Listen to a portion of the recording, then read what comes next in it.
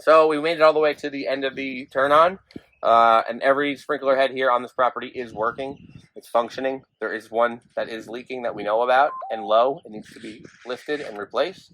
So now we're on to the drip zones. The front yard had a actual problem on the micro drip end of things. But in the backyard, I'm just going to run through the perimeter zones, which is the right side privet, the drip on the far privet, and then the new privet in the backyard. So you can see that there's established plants on this property that's around the the edges, the outskirts, the north and the south side of the property. But on the east side, there's a new privet. So we're just going to make sure that all the drip irrigation's on. If there's any issues, you'll see it spraying up out of the ground. It's really easy to check. So if you want to just check on your drip, just turn it on and walk it. That's all I do. Most people wonder, like, well, does dirt get in it? Right? So, no, it doesn't unless you cut it and flush dirt through it. And yes, it will. So if the landscaper or the gardener hits it and they don't properly lift it out of the ground until we get here to fix it or fix it themselves, dirt can get in stuff and start to jam it up.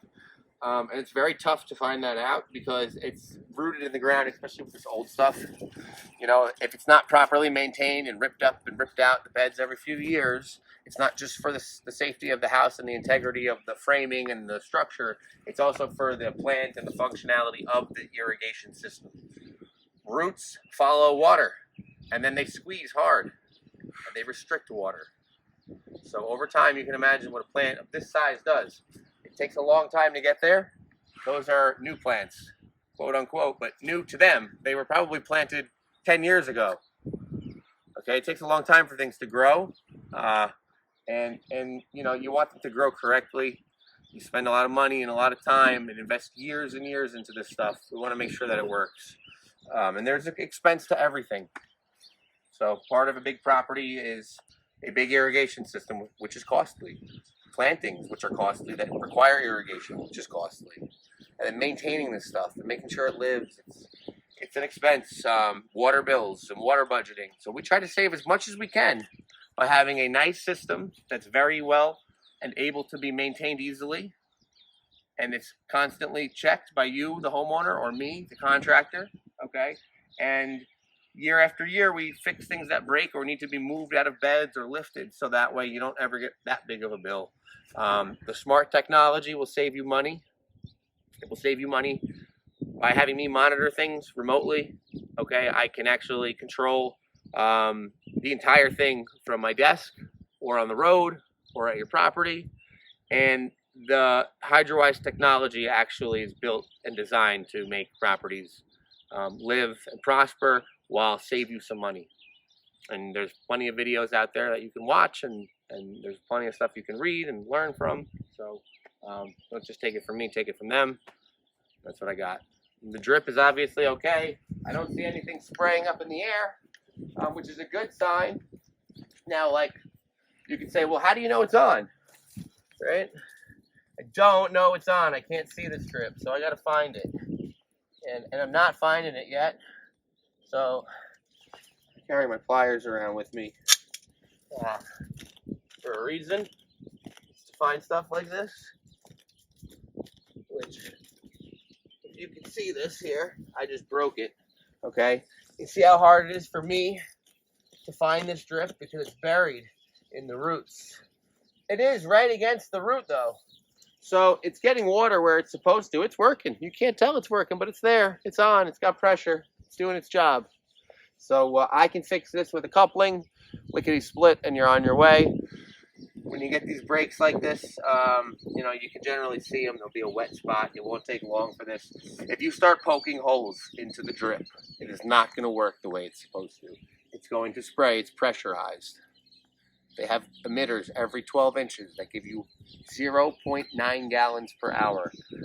Just like the rotaries and the mist heads, these also require time to do their job. It's gallons per hour. Every 12 inches, 0.9 gallons per hour. So every foot is about 2 gallons of water, and it disperses left and right of the pipe about 8 or 9 inches each way. So when you grid these in a manner that's anywhere from, let's say, 12 or 13, depending on the planting of the bed, to 18 inches maximum. that. Drip is probably all fine, Bob.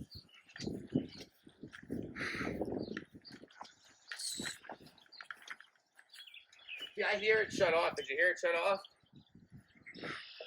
I'm going to skip a zone, which is pretty cool. That I could just skip it because instead of me walking to the far left side of this property, I'm just going to turn on the zone that's closest to me because I can. What do you got? Just sticking out. Is that okay? Yeah, so this was a fix here. This was a fix here. And you can see the coupling here. This is what I'm going to do to my brake that I just made by accident. You can see the splice in the pipe. The emitter was put back in here so you didn't lose the gallon per foot per hour. Okay, you got to take that into consideration. You see you have one here now. Okay, this is the spacing from this hole to that hole. It's 12 inches. But they put a splice in. They gave you back your existing hole. And now it will continue to water. This needs to be staked down a little bit better and mulched again. And then it will disappear. And still do its job. It'll still water. You can't see it. It's got a one-way valve, just like you should have on any code, up-to-code irrigation system in Suffolk County. As per Suffolk County Water Authority, you need a double-check valve, which is a one-way backflow preventative device before your irrigation system, after your drinking water, for the purpose to make sure your drinking water remains safe. Pretty good. Just hire me from Suffolk County, too. Suckers. I actually, believe it or not, have a family member who was in Suffolk County Water Authority for quite some time. Before my time here in sprinklers for Signature, but during the time that I was doing irrigation for another company on Long Island. I was with another company for quite some time before I did this on my own.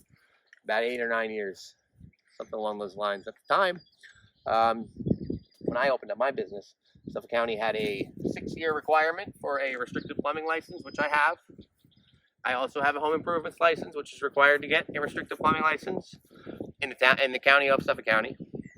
And I also have what's required by the town of Southampton for the requirements they need to be able to do this in Southampton and East Hampton.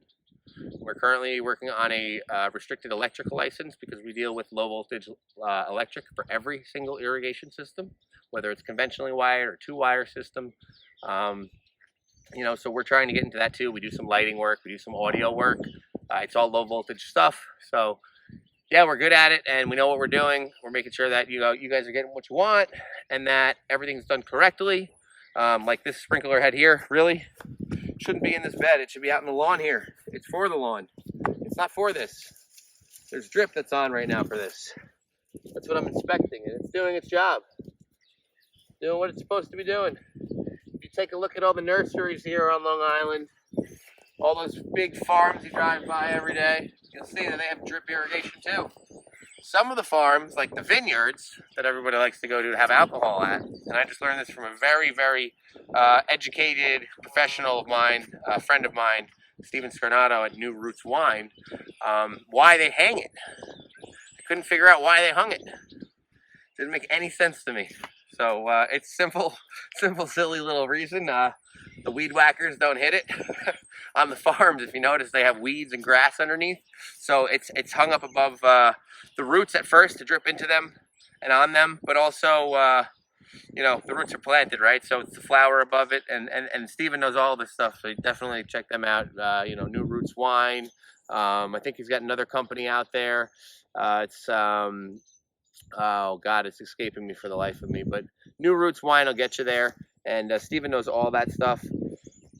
He even touched in a little bit with me on pesticide drift, which is something that I don't know much about, but I think most people don't, and I think it's something to learn. But at the end of the day, the drip irrigation is what's watering this. The rotary should be in the lawn, spraying the lawn, safe from shovels, and out of the way of shovels, and honestly, out of sight. I see it. That's why I know it's wrong. If it was in the ground where it's supposed to be, with that little bit of grass that grows over it every month, you would never know it's there unless you can see it.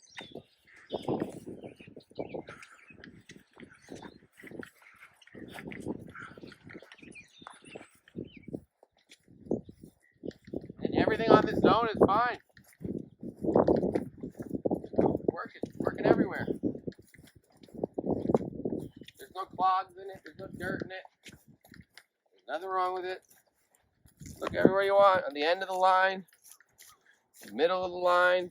You know, it's installed correctly. It's fed correctly. This is correct. This plant's about to pop right now. Look at all the buds and the stuff on it. It's ready to grow. We're right there. Ground temperatures are getting up.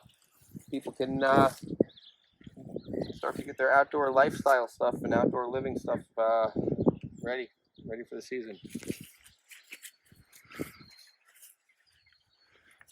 You have another one here in the bed that's got to come out into the lawn rotary. This, once again, I didn't design this system. I've worked on it for the last year and a half, 2 years. We're making it better and better as we can and as they can. Once again, this is a system that will probably be revamped once the project is done here in the next year or 2 or 3, or maybe it'll just stay the same. We don't know. That's up to them. But we'll prepare for it if they let us know. There's also a hose spigot back here for the pool. So we couldn't put an autofill on this system because we were in here when everything was designed. The pool equipment is actually hidden by plants where they should be, out of sight, out of mind, back left corner of this pool, okay? But up in the front right corner of this pool, I gave them a hose spigot in the corner. I hid it out of the way so no one could see it. But that's so they can wash their patio stuff. They can fill their pool. Anything basically you want to do with a hose spigot or live water, seasonal water, you can do with this. You can power wash your stuff.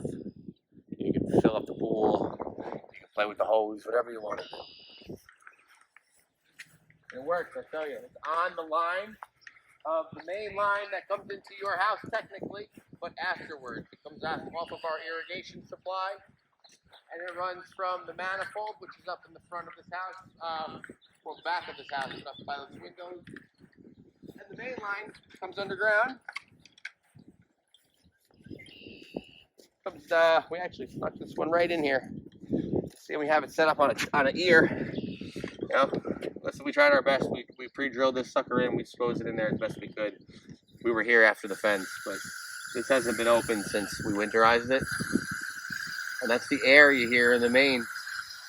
Even though there's a zone on right now, which we're going to shut off, okay?